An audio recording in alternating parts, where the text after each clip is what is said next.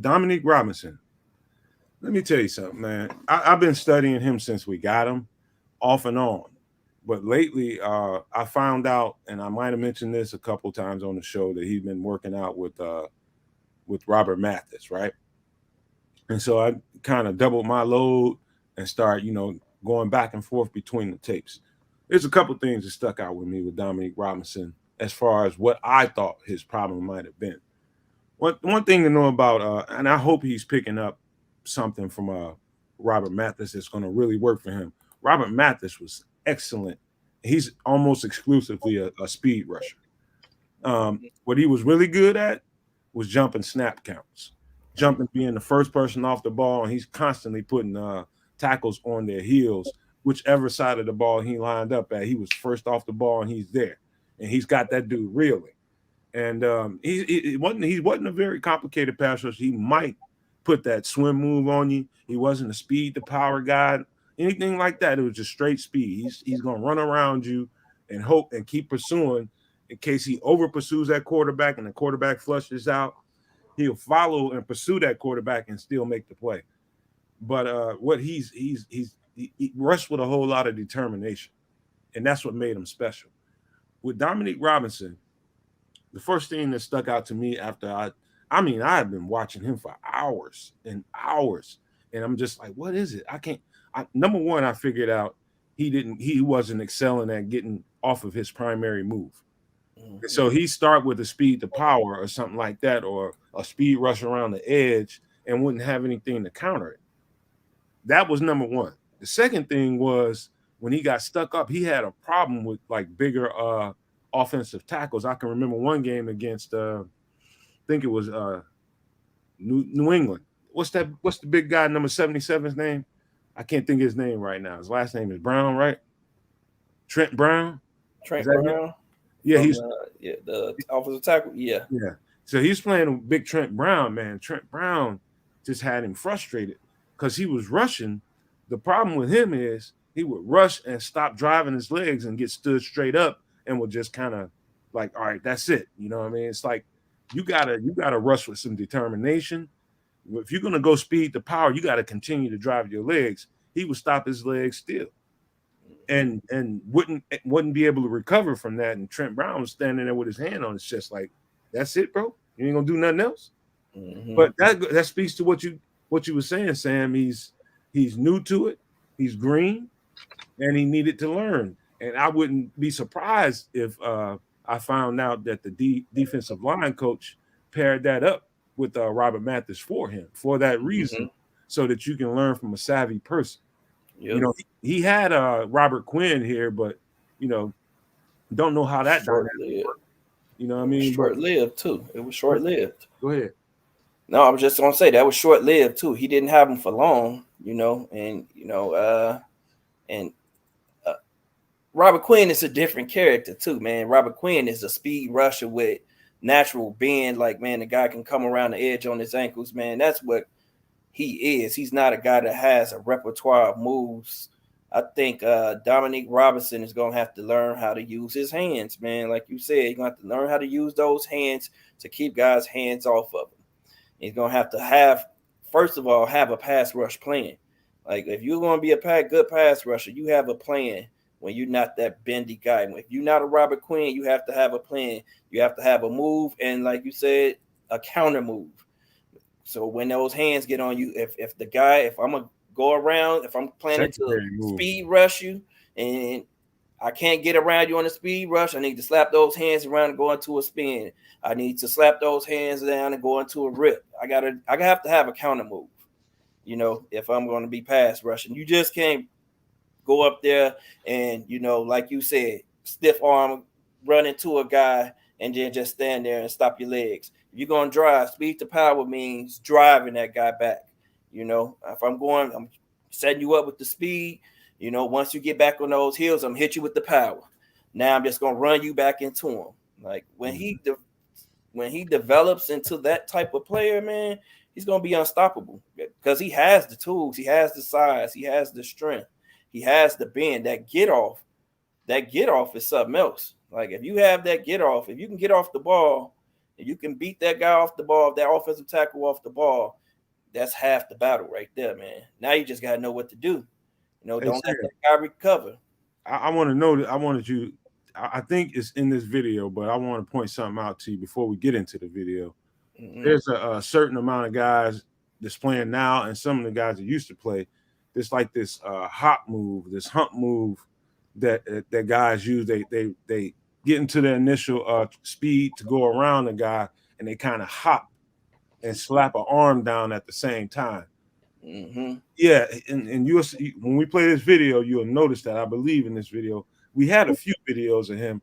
I'm almost certain it's in this one, but you could tell he was experimenting with a lot of stuff. And Yep. when you're experimenting, you got 5 or 6 moves that you're trying to work on. You probably won't get good at any of them.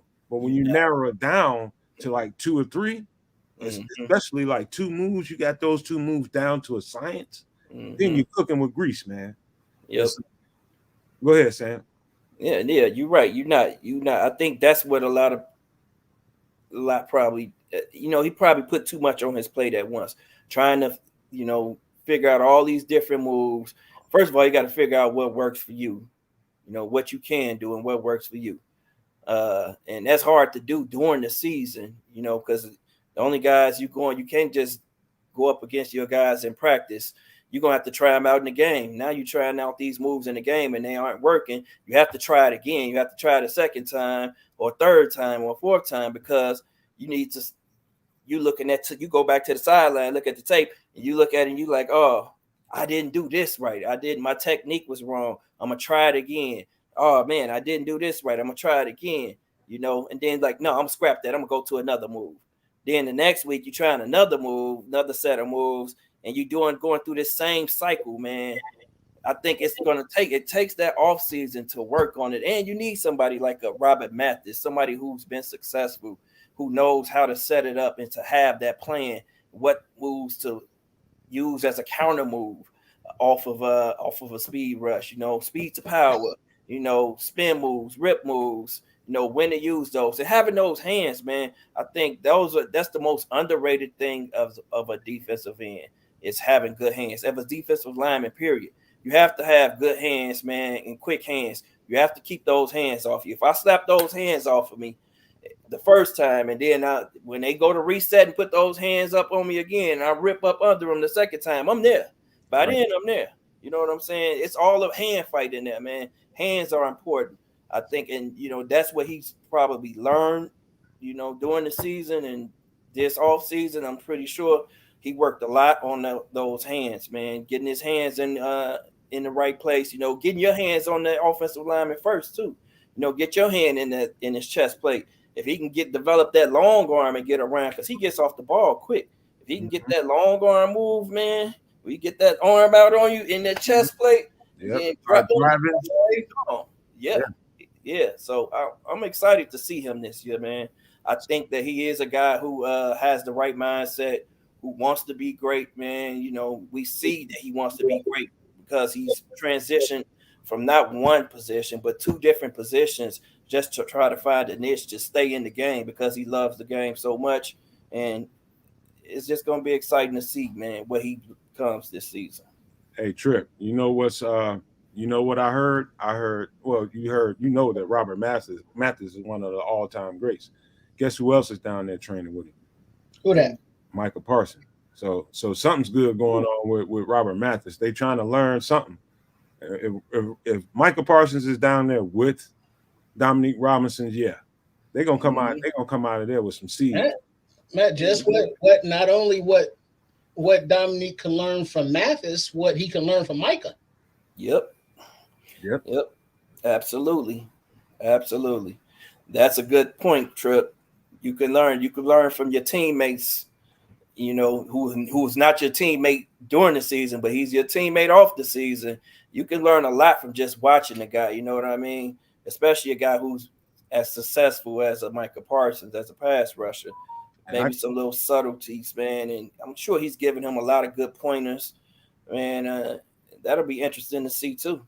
And I could tell you from what I know, my professional friends, man, guys are generous in the off season with each other, man. It's not like it wouldn't be like let's say Jaquan Brisker going up to the free safety in Green Bay and telling him his pointed. No, I'm talking about these guys are generally good friends away from the field.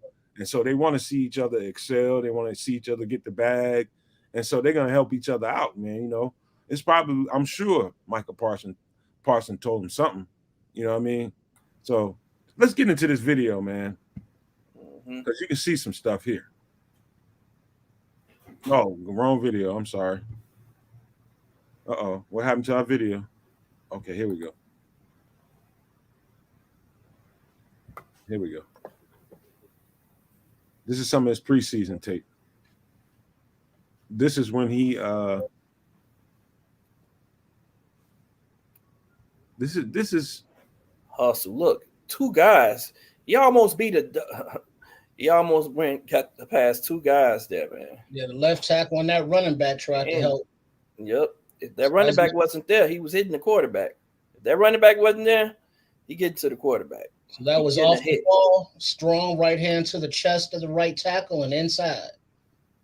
Sam, you can stop this whenever you want to. You can rewind it whenever you feel like. And that's what you were just talking about right there. Rewind that a little bit. That's what you were talking about where he just stops his legs. That was a quick pass, though. And then he got chipped as well. And then the ball was out.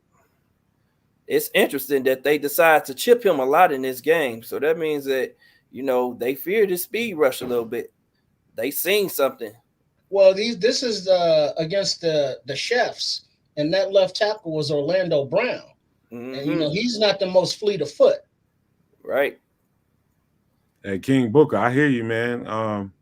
He does spend a lot of time with Bears players when that contract comes up. Yep. Yeah. He loves Justin Fields. I was thinking that too. Yeah, I noticed that, man. I actually reached out to Micah, you know, on a private tip in a DM just to holler at him about a few things. He didn't get back to me, but I ain't gonna stop. I'll bring Mike on the show in a minute if he wanted to come on, because he was one of the few guys when people was trying to crucify Justin was just like, y'all some fools. Yep. And so he was like a hero in Bears. I told him he was like a hero in the Bears fan base. It's like we was tired of those people. You came in and rescued them. Good shit, man. And so he's got that invitation right now. You know, and looking at this tape of Don Rob, it doesn't matter who the defensive end or defensive tackles would be in this situation, because nobody's getting home. Because when that quarterback's back foot hits on a 3-step or a 5-step drop, the ball is out. He getting it out. Yeah, that's where I said these are quick passes. So he's not going to have a real good opportunity to show what he can do as a pass rusher here. Look at that. He gets cut right there. You know, maybe the addition of the, you know, like the 6'6". Ooh, look at that blur. Right there. See that shit? Rewind that one. Yeah, now, who is he going up against, a running back there? They didn't block him. I don't know why they chose not to block him on this play. Let's see. Let's go back. That's nice.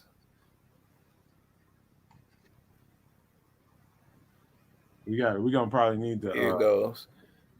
We're gonna have to speed it up a little bit. It's after this one, I think. Yep, here it is, right here. Oh, he was unblocked. The running back was supposed to chip him. He missed him.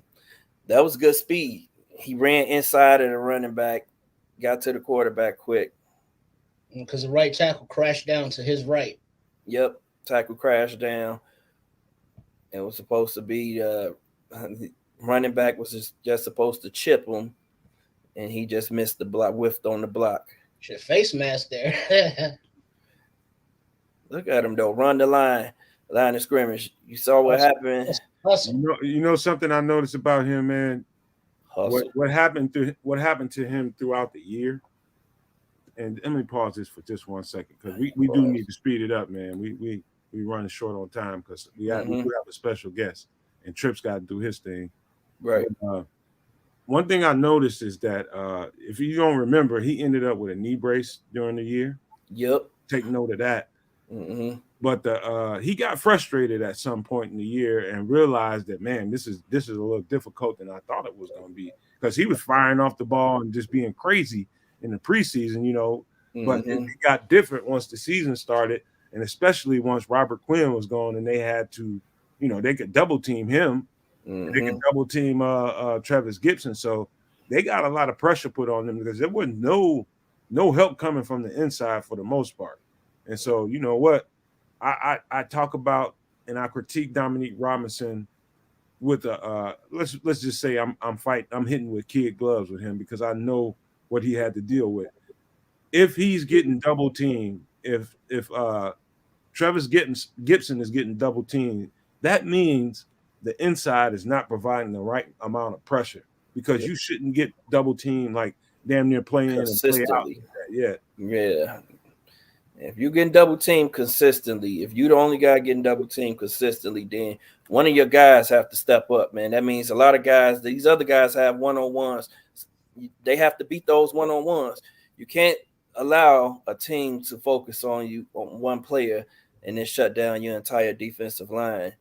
And I think that's why the Bears went out and got some better talent, in the middle of the field, in the middle of the defensive line, those defensive ends who can pass rush and win one-on-ones, man. You have to be able to win your one-on-ones in this league. He's proven he can win a one-on-one, I think, but he's faced a lot of double teams, towards the end of the season and, guys chipping him, and there's more tape out on him. So guys knew what he was. They know that he didn't have, a repertoire of pass rush moves.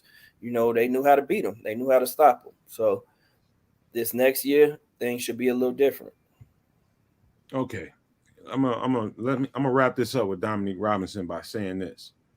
Another guy I would say to you flat out, fellas, take it easy. He's new to the position. There's a reason, like you guys said, that we haven't ran out and signed a big name free agent or made a trade. They want to put the pads on this young man and see how his development has come. And so to me, that's a smart move. If you say you're about bringing in young guys and developing them, then you got to live by that. That's what their mantra is. We got a bunch of youth and a bunch of juice, and they feel like they got a bunch of great coaches that can develop people. And so with that being said, you need to basically take them for their word and say, hey, put them out there, put the pads on, let's see what we got.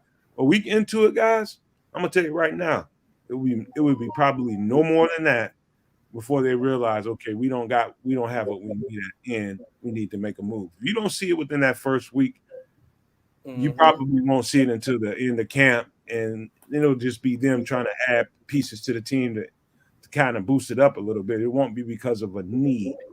If it's a need, it's going to happen within the first week of pass. I guarantee you. Yep.